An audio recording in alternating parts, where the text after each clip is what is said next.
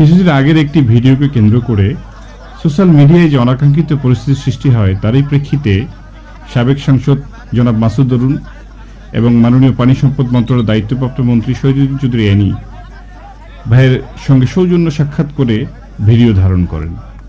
মাসুদ অরুণ ভাই ইতিমধ্যে ওনার verified Facebook আইডিতে এই বিষয়ে ওনার স্টেটমেন্ট দিয়েছেন। তবে বিএনপির বা এই দলের লোকজন যে আওয়ামী লীগ হয়ে যাননি তার একটা উদাহরণ সেই ভুল উপস্থাপন করা ভিডিও থেকে আমরা সবাই অবলোকন করেছি।